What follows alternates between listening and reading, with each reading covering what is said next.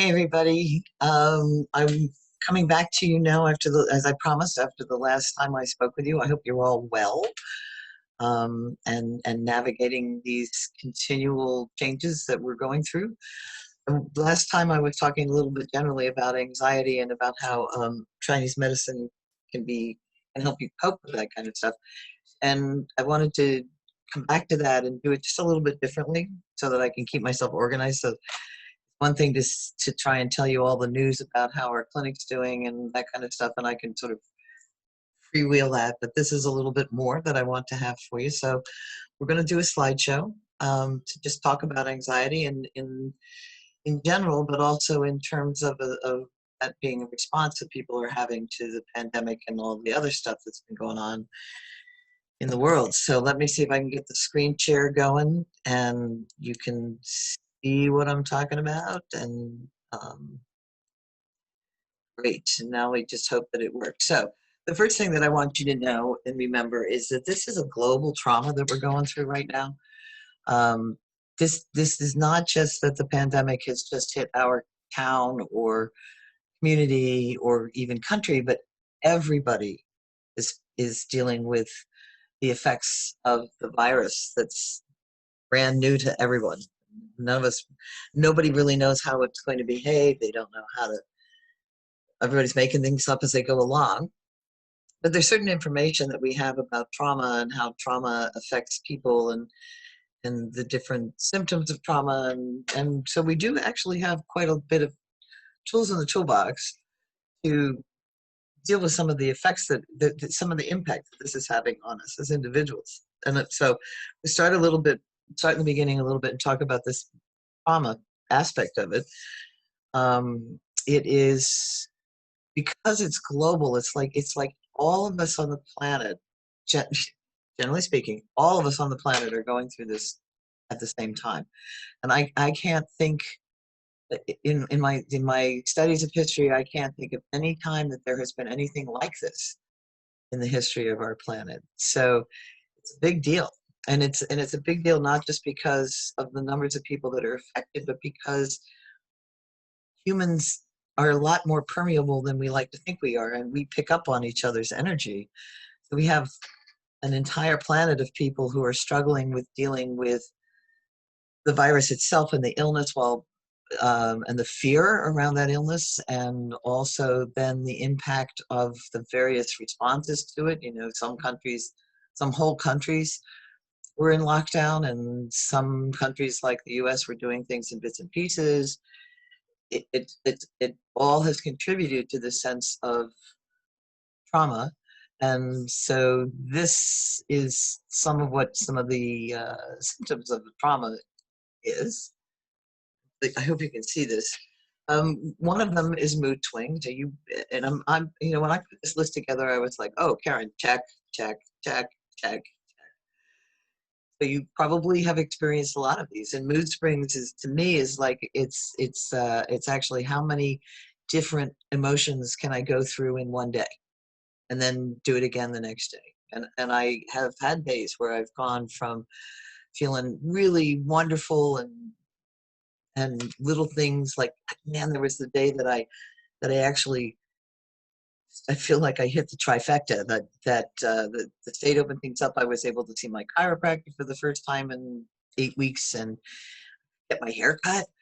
And then I scored my favorite toilet paper, like a 3 month supply of my favorite toilet paper. Is like, and I was watching myself do this, and I was like excited, way over the top, way more than it deserved.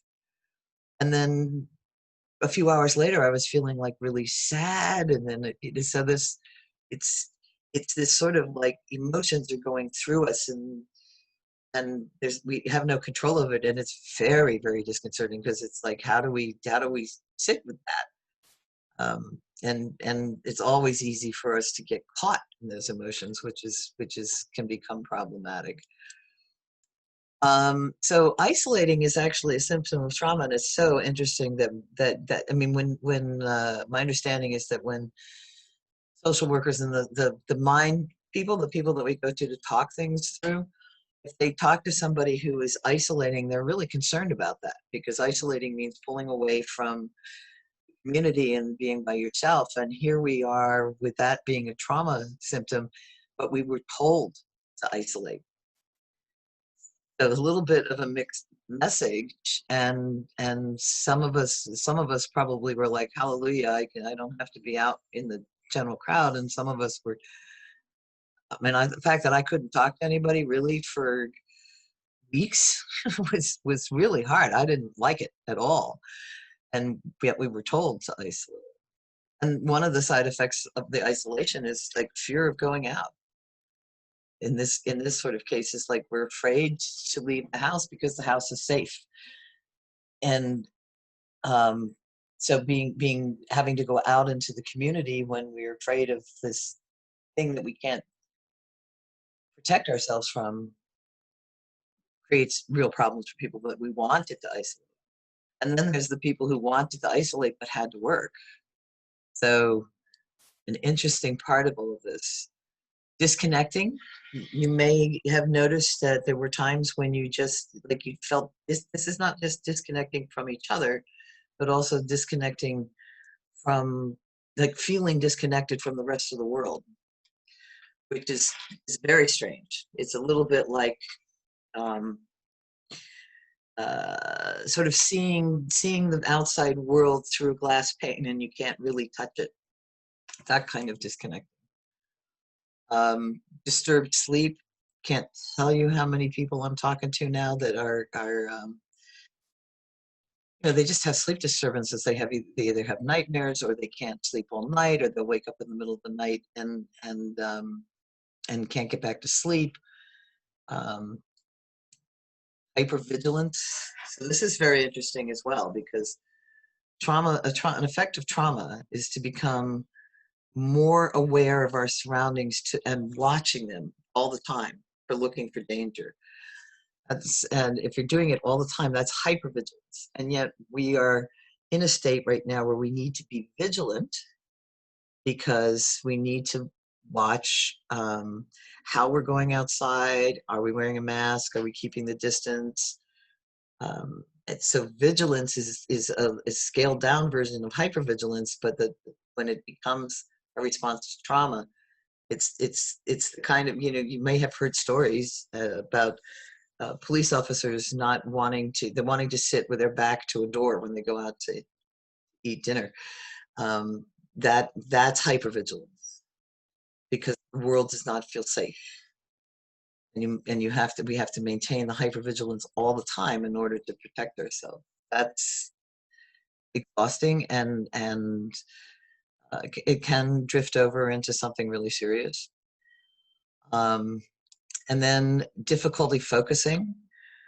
I I found many times, you may have noticed this as well, many times where I would like try to sit down and do a task and I just could not keep my mind on it. I felt like my brain was a squirrel on ice. It would just shoot off into different directions about different things that are going on in the world, and not being able to sit down and like work on a project that I needed to have done. Um, Excessive worry.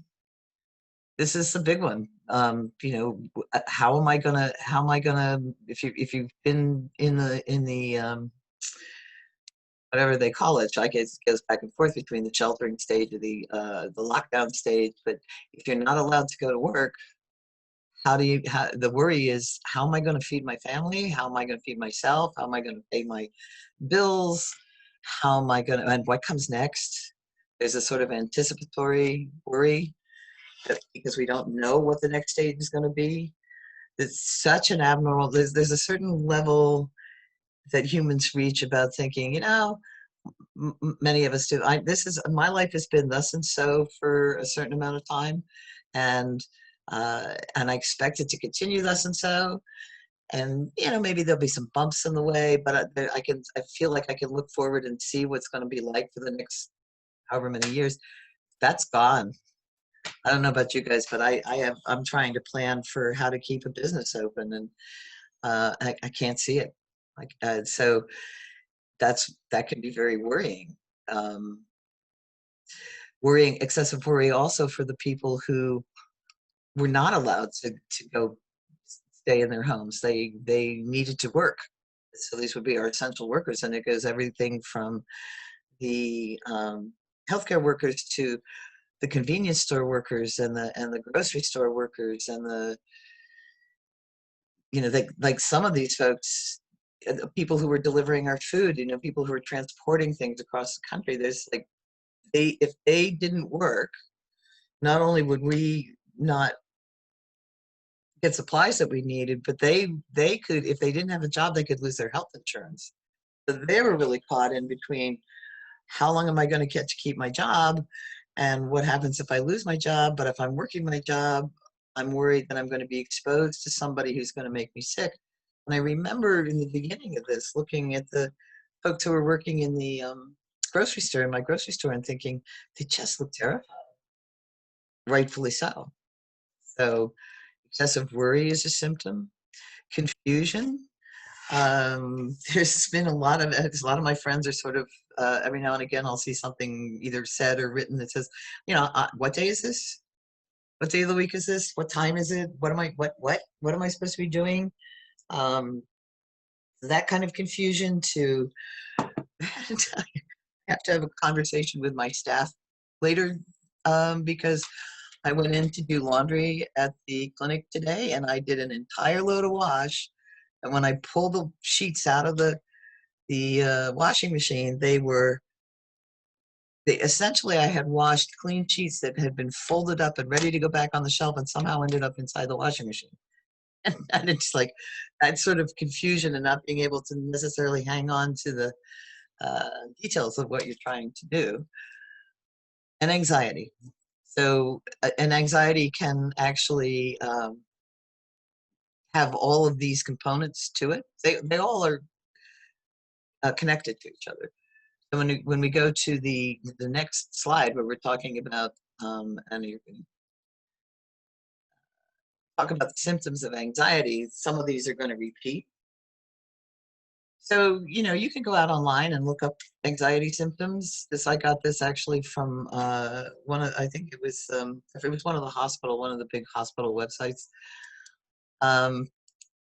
And so one of the ways, again, when I'm reading these, when I was looking at this, seeing myself in all of this stuff, but so feeling nervous or restless or tense, like you can't settle, like, and you can't pick a job and follow it through, or you can't, or you feel that there'll be a sudden noise and you'll jump because that nervousness is there.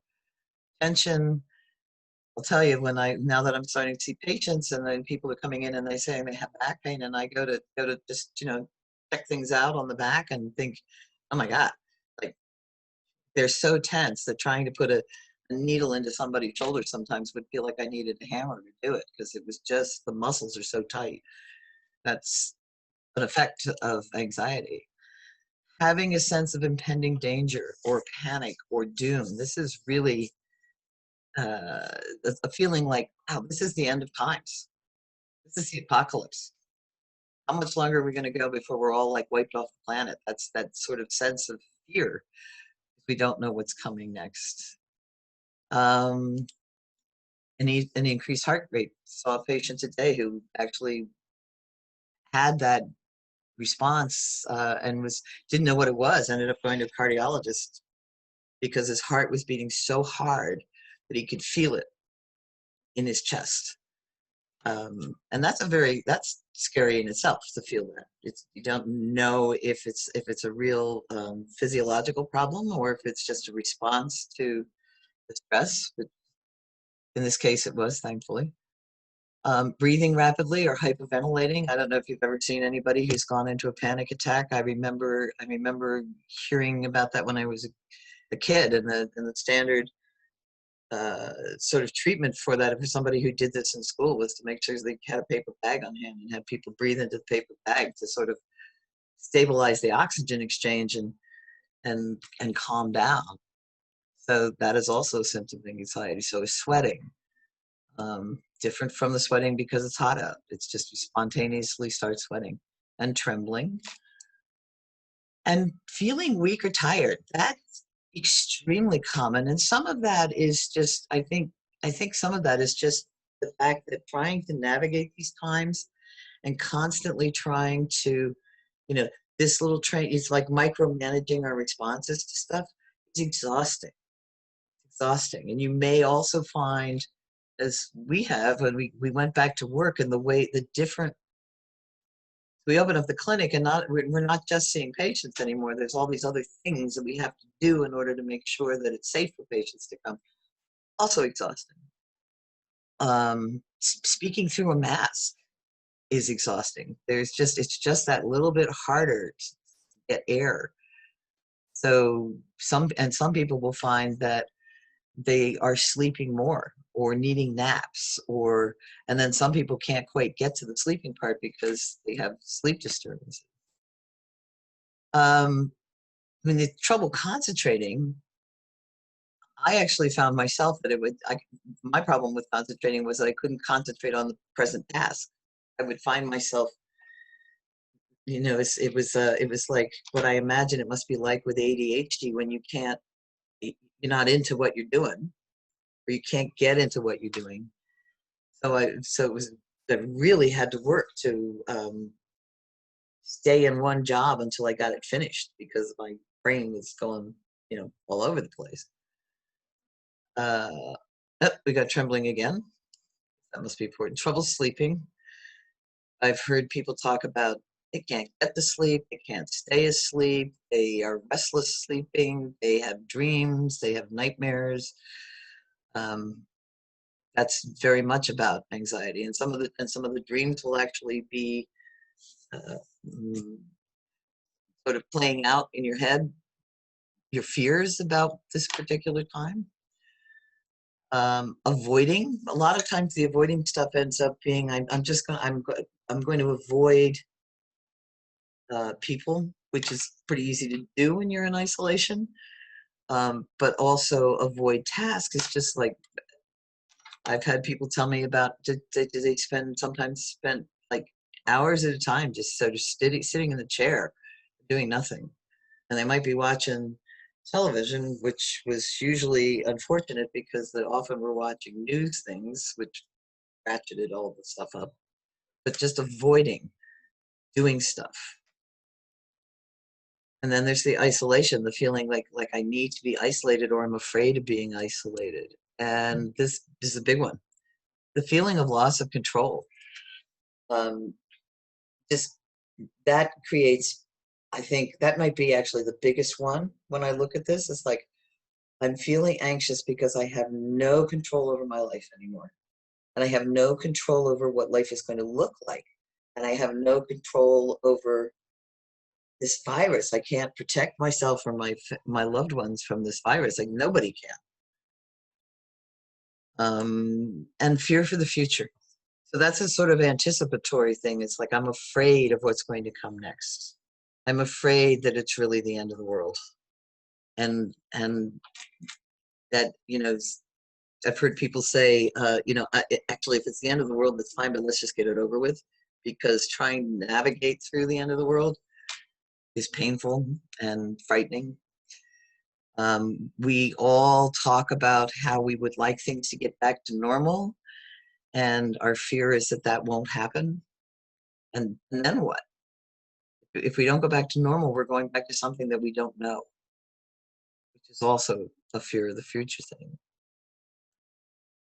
Now, there are some risk factors I thought were interesting to add on to this. One of them is that uh,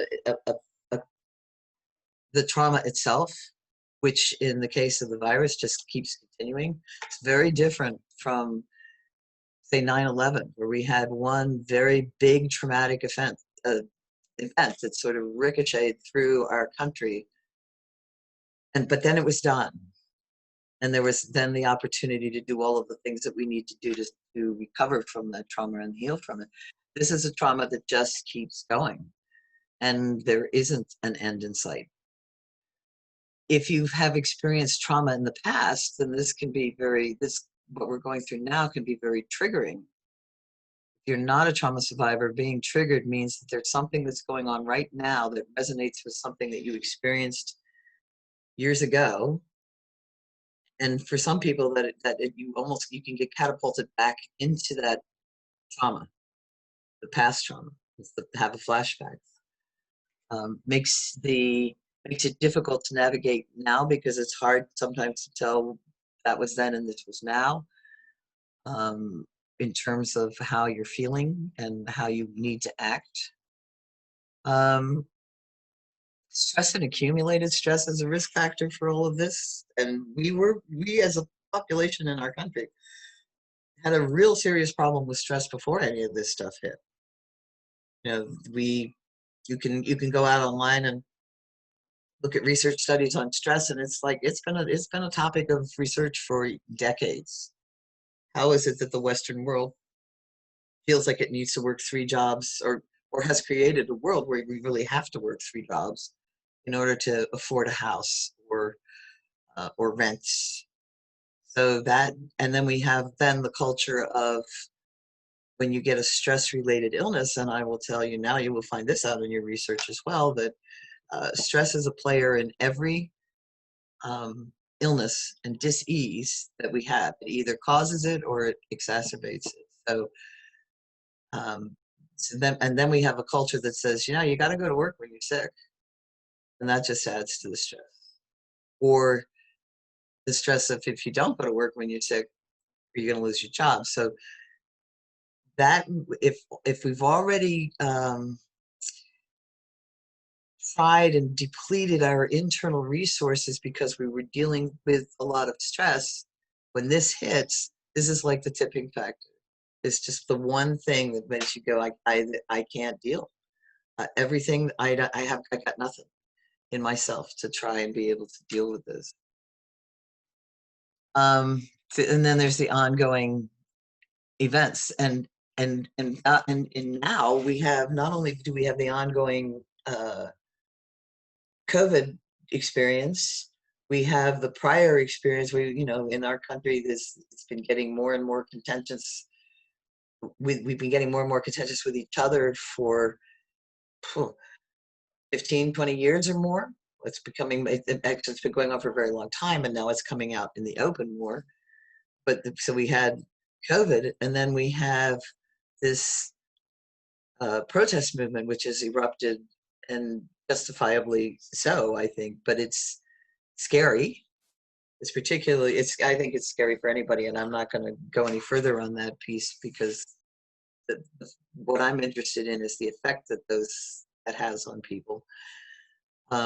And these things just keep going. It's like, I think I would, if somebody could tell me for sure that 2021 was going to be boring, I would say let's end 2020 right now, because it's just something new every day. Some of it's national and some of it's personal. Okay, so coping tools, there are actually a ton of them out there. And the trick that I've found, and I would suggest that you explore, is that any of them are going to work better if you choose one and you teach it to yourself when you are not in a state of anxiety. Because if you get it down, breathing techniques are great for this, as a great example of this. If you get them down when the anxiety starts to happen, you can just snap into your coping tool. So here are some of them. Self-medicating. I'm not saying that these are the good ones, but they are in fact a coping mechanism. And I learned a long time ago when dealing with trauma survivors that many of them would go to these things. They were definitely not the best choice, but if it kept them on the planet, there was some real benefit to them doing that. So self-medicating with alcohol, and self-medicating with food, and self-medicating with drugs, including marijuana. Now, marijuana is a little interesting because I have learned over the last 4 years of working with veterans that actually can alleviate anxiety.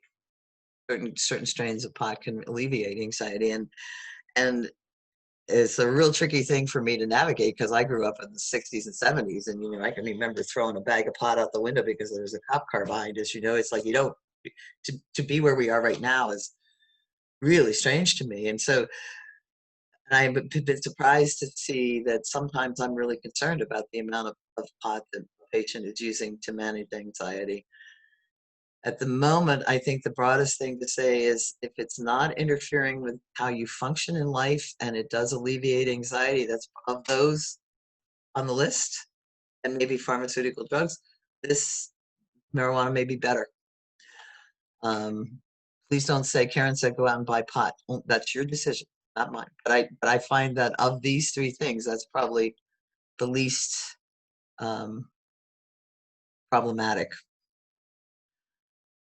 You can get medications, you can get prescription medications of various kinds to help calm down anxiety. And some people find them very helpful, and some people find that they make them, they feel peculiar when they're on it, like it's not, like they lose motivation, or they don't feel like themselves. And sometimes they will report that the medications make them feel as though it's not like the symptoms gone away, but they just don't care. So that's, that's not really that's not a good coping thing. Like numbing yourself with alcohol or food or recreational drugs. There is, of course, talk therapy. There's some, and I'm sure that you've noticed that there are a lot of our local therapists are trying to make sure that people know that they are here and that you can talk to them online and get therapy sessions set up that way.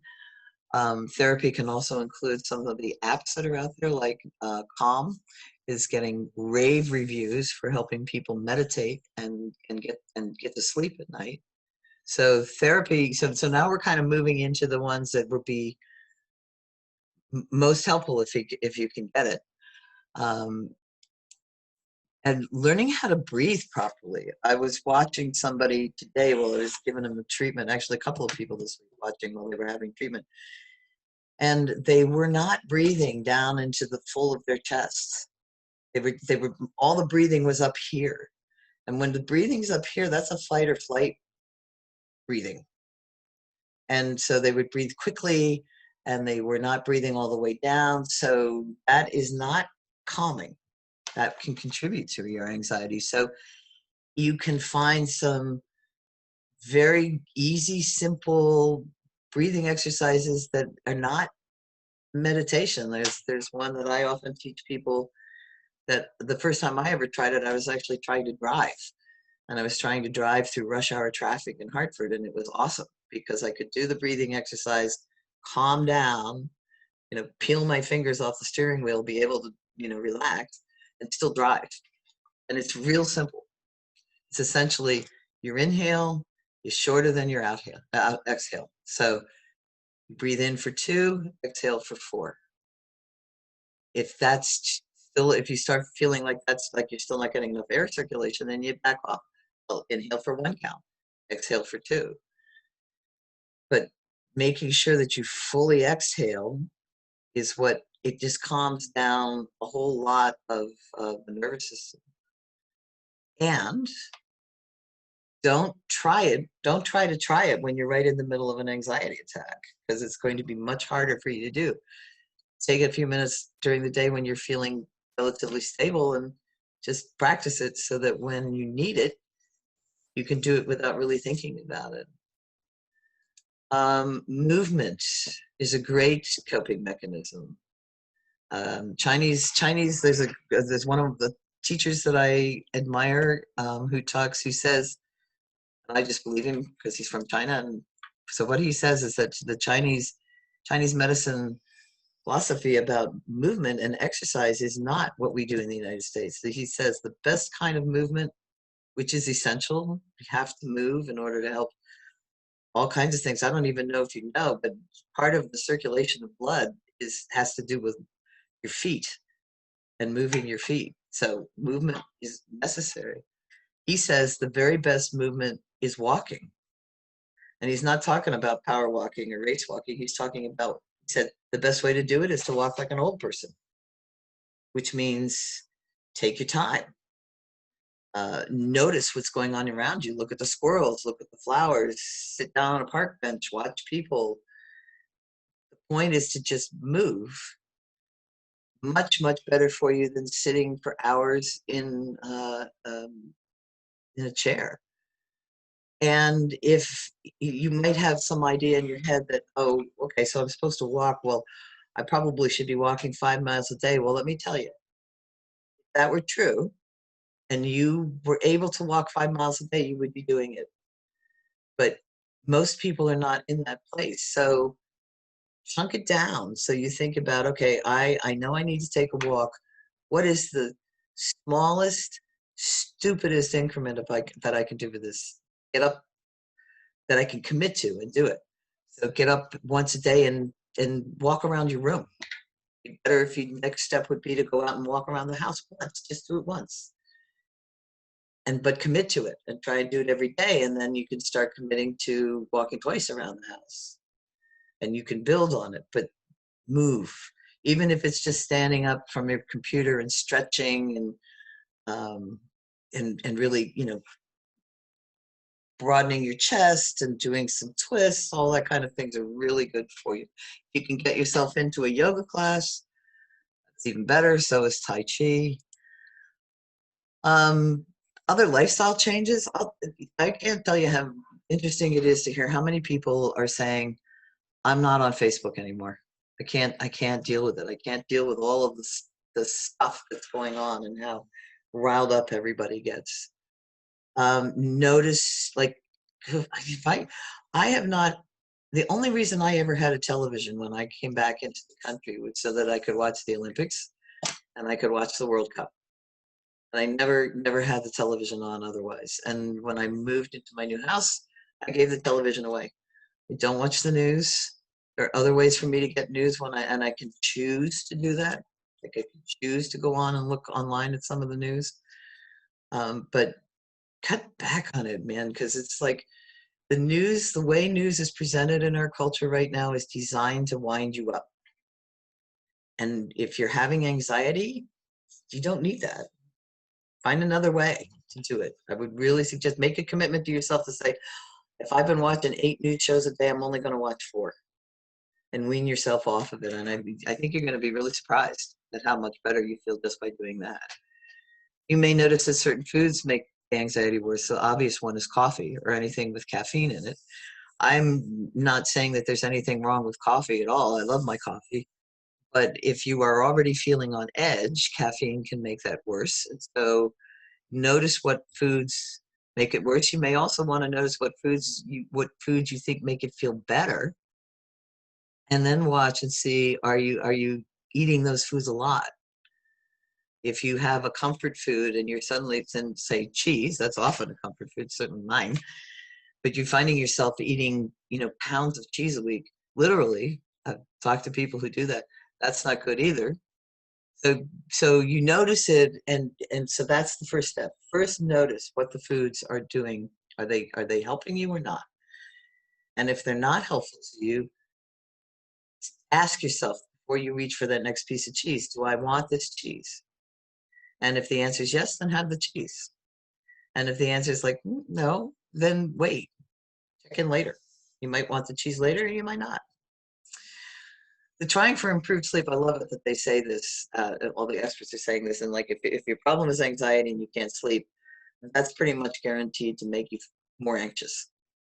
So it's absolutely true that improved sleep is going to help the anxiety, and you might want to look for some outside help to get there. Like,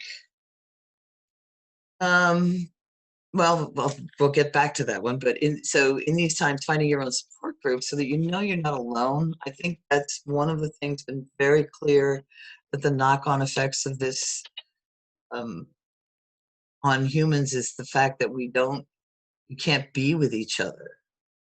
Although that's cautiously changing. I hope you're being cautious about that. We can't be with each other. There's not as much touching. That was one of the things that I missed the most, because when I'm with my patients, I'm holding their hands and I'm taking pulses, and I can do a lot of the soothing by actually just touching somebody, and I missed that. So in not having that, find your own support group and try to choose the people who actually help you calm down, rather than the ones who are agree with everything that you say about why you're anxious, and you find yourself getting more wound up. And you will also probably notice that the friend you're talking to is also getting more wound up. You want to make a commitment to each other, your friends, that you having your Zoom happy hour with them, that you talk about things that are soothing or funny, not the things that get you more excited or stimulated. But you're not alone. You are absolutely not alone. I would bet you that if I took any group of 10 people and ran all of this stuff by them, they'd all 10 say that they all were experiencing this. And so don't suffer by yourself. So when we go back to the thing about trying for improved sleep, Chinese medicine can actually help you with that.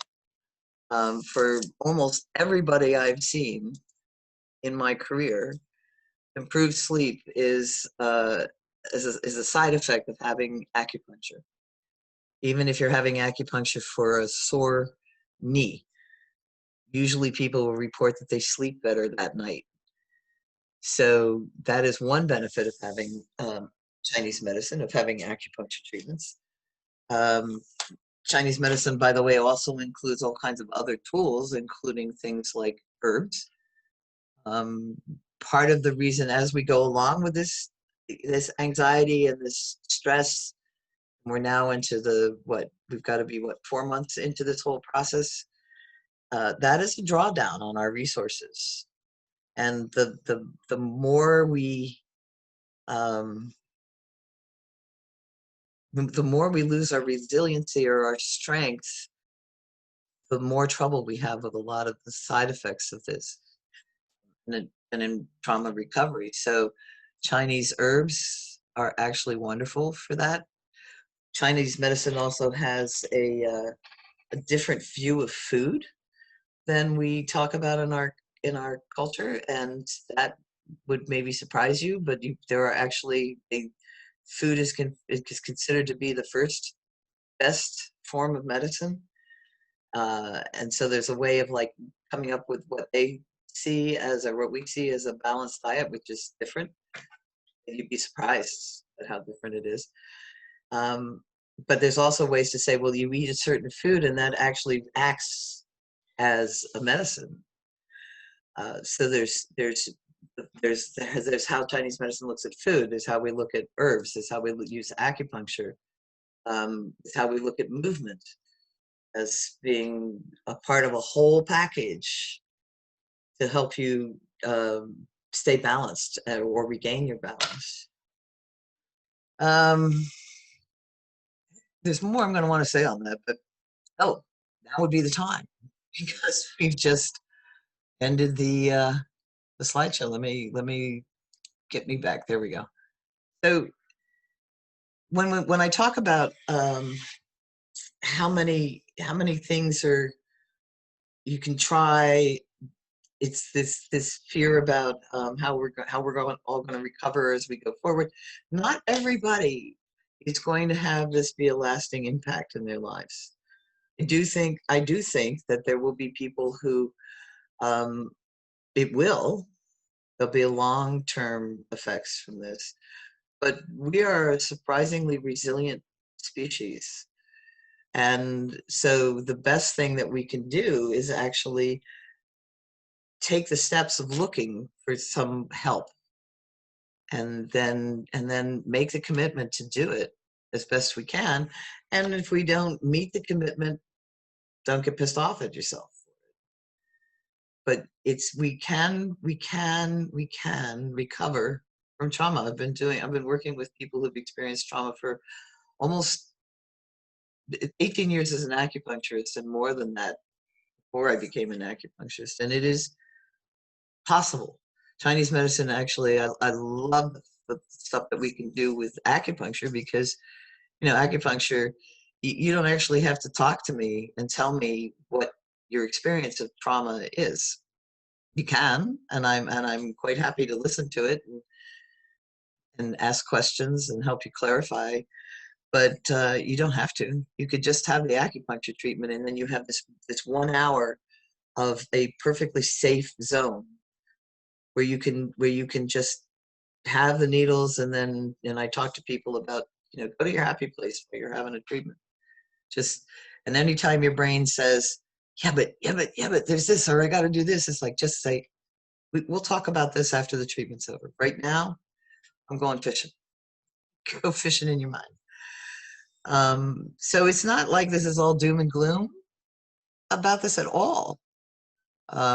So it is possible to navigate this. Please find the support that you need, and try different things to find out the support that you need. It could be seeing your therapist on a Zoom session. It could be finding a therapist. It could be that Zoom happy hour that you have with your friends. And be easy on yourself. I read an article that actually gives a whole long list of trauma symptoms, and the title of the article is this: these are not pathologies. These are not illnesses. Most of what we're experiencing in terms of anxiety, or any of those lists that we started out with, that's actually a logical response to the situation that we're in. It is logical to be anxious right now. It's logical to be fearful right now. It's also logical to be depressed right now. The tricky part about it, and this is kind of a cool thing, the way the Chinese medicine looks at emotions, is like the underlying philosophy is there's nothing wrong with an emotion. It's just an emotion. And if we let it rise up and pass through us, we're good. It's only if we resist it, or merely it's the resistance that we get into trouble or hang on to it. So grief, for instance, most people resist grief. It feels horrible, and so we don't want it. But the more you resist it, the longer it will hang around, and that's when it becomes a problem. Grief in a situation like we're going through right now, even if it's just grief because your kid didn't get to have a graduation ceremony, that's rational, logical response to this. Let it happen, and just watch how it will move through. And if you get stuck, then you go to your coping mechanisms, just like you did for the anxiety. So I think that's pretty much enough information to have right now. So I'm going to switch over and just say, I would love to. So normally, as a business building practice for somebody who does Chinese medicine or acupuncture, we go out and we do public speaking. We go to like the library and say there's going to announce that there's going to be a talk about how acupuncture, Chinese medicine, can help your back pain. Obviously, we can't do that now, but we can do it online. And I think it would be terrific. I would love to hear from you. Like, what are your questions about Chinese medicine and how it can help you? Or what do you want to know more about anxiety, or do you want to know how can acupuncture? This is always interesting. Can acupuncture actually help on the emotional level? And it can. And so we could actually meet online through Facebook and do a little short 20-30 minute Q&A about how this can be helpful. So if you're all interested in doing that, give me some ideas in the comments section on this. I'll pick a few, and then we'll do a poll and see which one people are interested in doing. And then we can do that for the next couple of online presentations. So I hope you please let me know about it. I hope you stay very well and you're staying very safe. And I will talk to you probably next week. Take good care.